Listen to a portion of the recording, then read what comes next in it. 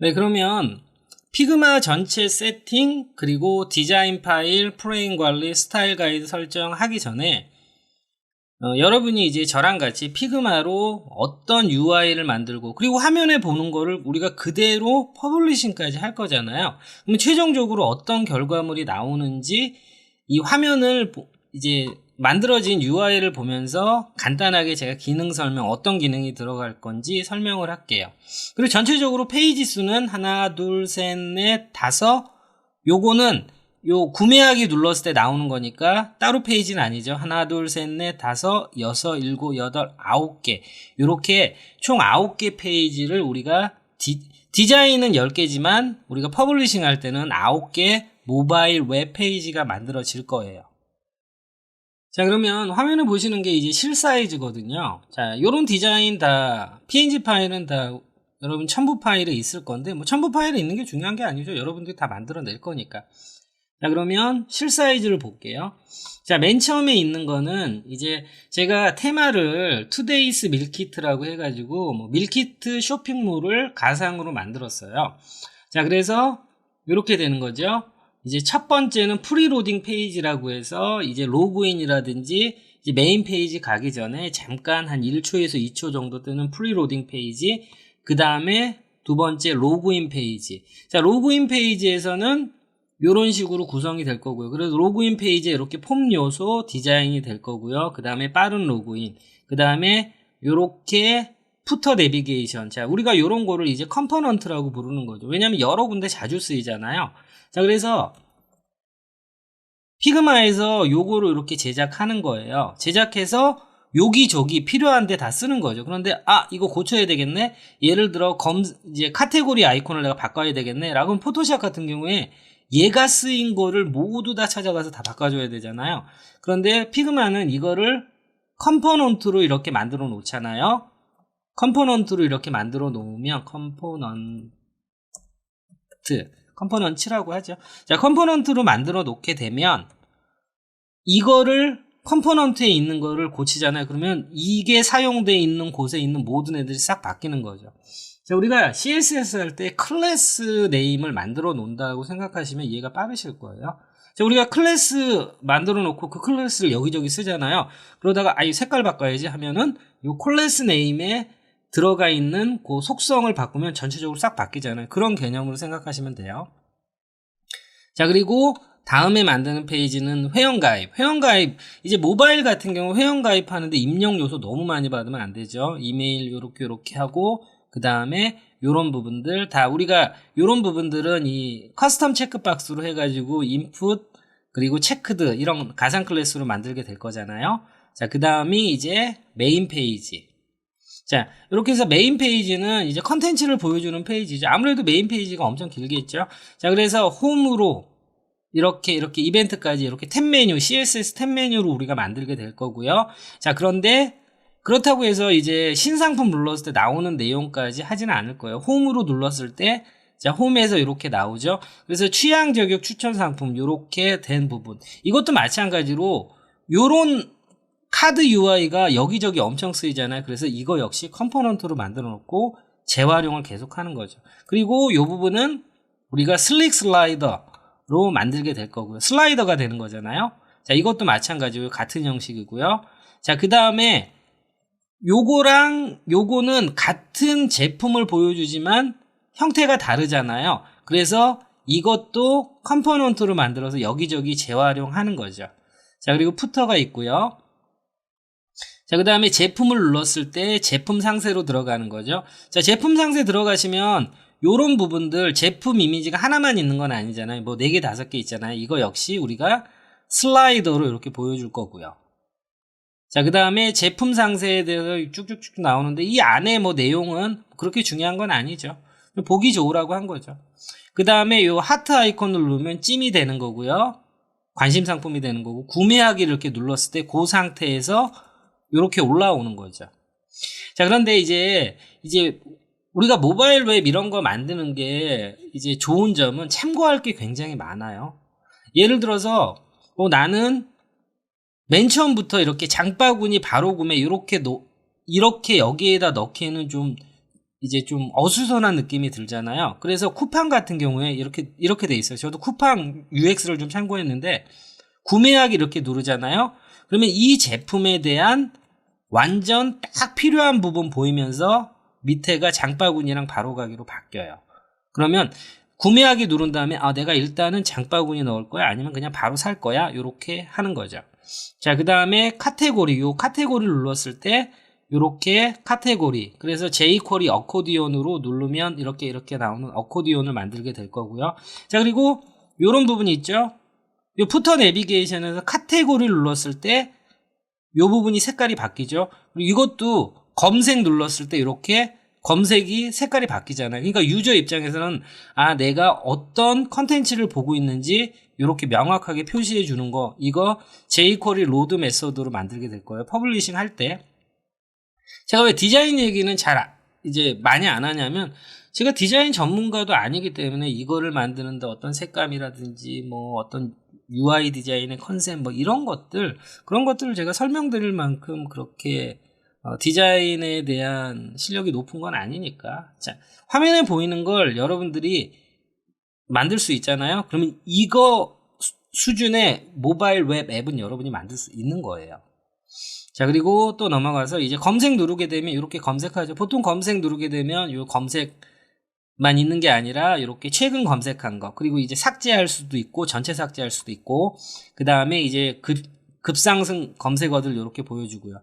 그 다음에 이렇게 나의 정보, 마이 페이지라고 보통 하는데 이제 나의 정보 이렇게 누르게 되면 현재 내가 뭐 어떤 회원이고 적립 포인트, 쿠폰 뭐 이런 것들이 있고요. 그리고 그리고 요 부분도 요 부분을 맨 처음에 UI 디자인 할 때 없었거든요. 근데 없으니까 너무 허전한 거예요. 그래서 이제 옥션이나 쿠팡 이런 데는 어떻게 하지 하고 딱 봤는데, 쿠팡 보니까 마이 페이지 나의 정보를 눌렀을 때 현재 배송 중인 상품, 배송이 완료된 상품을 가장 최근 거 이렇게 뽑아주더라고요. 그래서 보기 좋더라고요. 이렇게 넣었고요.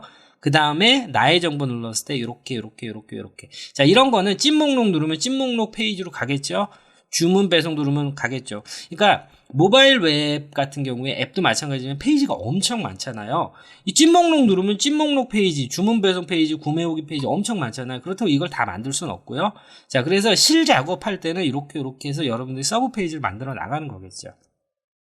자, 그리고 마지막으로 만들 페이지가 이제 장바구니 눌렀을 때 현재 장바구니 담겨 있는 것들. 자, 그래서 요런 거잖아요. 지금 이렇게 체크돼 있는 거, 그렇죠? 체크. 그리고 이제 X를 누르게 되면 현재 내가 장바구니에 담아놨지만 삭제되는 거고요. 그 다음에 전체 삭제 누르면 장바구니에 다 담아놓은 게 싹 사라지고요. 요렇게 되고 상품 주문하기.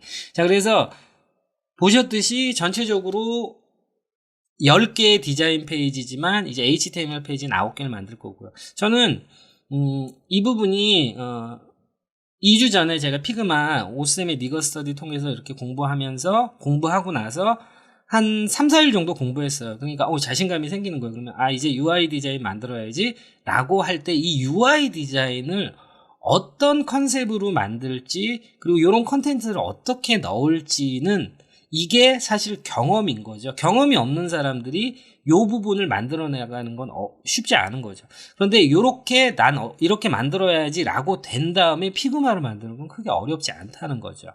자, 그러면 이걸 어떻게 구성해서 어떤 내용들을 넣을지, 이거는 사실 여러분들이 처음부터 하시긴 어려워요. 경험이 있는 거죠. 그런데 모바일 웹 같은 경우에는 워낙 참고할 게 굉장히 많아요. 예를 들어 여러분이 쓰는 앱 중에서 뭐 마켓컬리나 쇼핑몰 있잖아요. 그러면 난 이 UI 디자인 그리고 UX 컨셉으로 갈 거야. 컨텐츠 배치도 이렇게 할 거야. 라고 기준점이 되는 거를 찾기가 쉽단 말이죠. 자, 그래서 우리가 만들게 될 전체적인 UI 디자인을 봤습니다.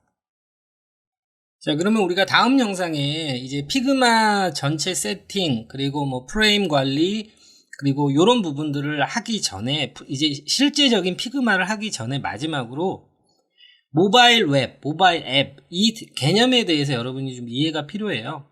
이제 용어들이 많잖아요. 반응형 웹, 적응형 웹, 모바일 웹, 네이티브 웹, 하이브리드 웹 엄청 많아요.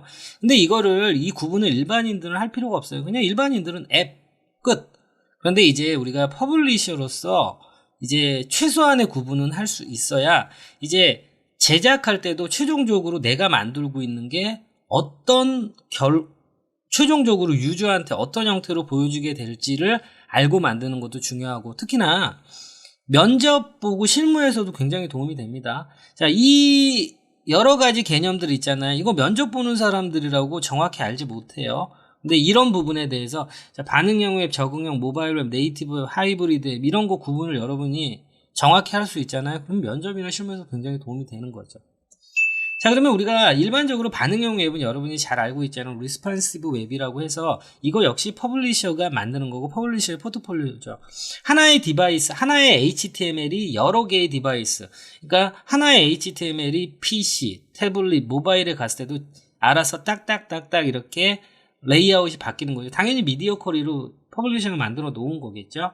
자, 그런 거를 우리가 반응형 웹이라고 부르는 거고요.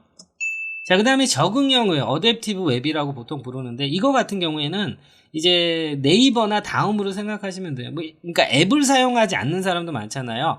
그러면 네이버.com 하면은 PC 버전 가는 거고, m.naver.com 그리고 다음.net, m.다음.net. 이 m.이라고 이렇게 붙는 형태 있잖아요. 그거 적응형 웹이라고 부르는 거죠. 자, 당연히 PC에 최적화되게 만들 수 있죠. 그 m.naver.com 하면은 모바일에 최적화되게 만들 수 있죠. 그런데 일 두 번 해야 되는 거죠. 자, 그런 부분이 있는 거죠. 그래서 적응형 웹 같은 경우에는 뭐 규모가 엄청 큰 회사나 하지, 뭐 웬만하면 그냥 반응형 웹으로 하는 거죠. 그리고 대부분은 이제 모바일로 보는 사람은 한 70% 이상 보잖아요. 자, 그래서 적응형 웹은 이런 개념이다 정도 아시면 되고요. 자, 그럼 모바일 웹. 우리가 지금 만들려고 하는 게 이 모바일 웹인 거예요. 자, 모바일 퍼스트라고 해서 진짜 모바일 사이즈에만 맞춰서 제작이 되는 거예요. 그리고 퍼블리셔의 포트폴리오가 되는 거고요. 자, 그리고 네이티브 앱. 네이티브 앱이라는 건, 그러니까 모바일 웹 먼저 갈게요. 모바일 웹은 이거는 그거잖아요. 뭐뭐닷컴 띵 쳤을 때 이제 PC에서도 이렇게 모바일 상태로 보이는 거고, 당연히 모바일에서 들어가면 모바일을 딱 맞춰 보이는 거죠.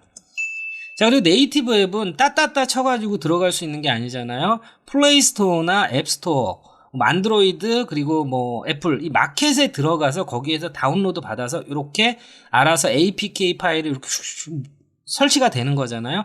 그걸 네이티브 앱이라고 부르는 거죠. 자, 그리고 뭐 장점, 단점 이런 것까지 뭐 설명드리긴 그렇고, 그냥 화면 이렇게 보시면서 여러분이 정지해 놓고선 요 텍스트 내용을 한번 읽어보세요. 자, 그러면 이제 네이티브 앱을 만들 때 이제 뭐 스케치, 어도비 XD 이런 것들로 프로토타입을 만들어 왔던 거죠. 스케치 같은 경우에는 iOS 전용으로 알고 있어요. 어도비는 뭐 iOS 그리고 뭐 안드로이드 이렇게 겸용으로 알고 있어요. 저는 써본 적은 없어요. 자, 이거는 HTML, CSS로 만드는 게 아니잖아요. 그런데 모바일 웹 앱이라고, 우리가 하이브리드 앱이라고도 부르죠. 자, 모바일 웹 앱은, 자, 제가 간단히만 설명드릴게요. 자, 네이티브 모바일 웹을 만들었어요. 근데 이거를 마켓에 등록할 수 없잖아요. 왜냐면 HTML 이렇게 상태니까. 근데 모바일 웹을 마켓에 등록을 해야 되면 이렇게 모바일 웹이 있다고 칠게요. 그러면 이 모바일 웹을 이렇게 프레임, 곧 플레이스토어나 앱스토어에 등록할 수 있는 상태, 이 프레임으로 감싸서 작업을 하는 거죠. 그래서 스토어에 이렇게 등록을 하는 거예요. 이게 바로 모바일 웹 앱, 하이브리드 앱이라고 부르는 거죠. 그러니까 이 모바일 웹 앱, 하이브리드 앱은 실질적인 안에 있는 건 HTML, CSS, JS로 다 만들어지고 돌아가는 거예요. 그런데 껍데기가 네이티브의 형태여야지 플레이스토어나 iOS 스토어에서 다운로드 받을 수 있기 때문에. 자, 그래서 뭐 여러 가지 네이티브의 모바일 웹 장점은 있지만, 자, 그래서 한 가지만 말씀드리면, 네이티브 앱은 여러 가지 장점이 있지만 특수한 개발 인력이 요구돼요. 그러니까 iOS 프로그래머, 그리고 안드로이드 프로그래머 이렇게 딱 정해진 사람이 요구되잖아요. 그런데 모바일 웹 같은 경우에는 HTML, CSS 좀 하면 되는 거예요. 일단 다 만들어져 있어요. 몇 가지 고칠 거예요. 그러면 조금 할 줄 아는 사람이 와서 이렇게 찾아가서 고치면 되는 거예요. 그럼 바로 반영이 되는 거죠. 자, 그런데 뭐 조금 느리고 뭐 이런 게 있는 거죠. 그래서 이렇게 모바일 웹앱, 하이브리드 앱 형태로 마켓에 등록해서 서비스하는 것도 굉장히 많습니다. 자, 그래서 요 5가지 개념 정도는 여러분이 이렇구나 정도 알고 계시면 돼요. 자, 그러면 우리는 최종 결과물은 뭐죠? 우리는 모바일 웹을 만드는 거고요. 자, 이건 당연히 퍼블리셔 포트폴리오 중에서 굉장히 아마 가장 중요도가 높은 포트폴리오가 될 거고요. 자, 그러면 이 모바일 웹을 만들기 위해서 UI 디자인을 해야 되는데 그 UI 디자인 툴을 피그마로 선택한 거라는 거죠. 그래서 다음 영상부터 피그마로 우리가 모바일 웹을 만드는 디자인을 하도록 할게요.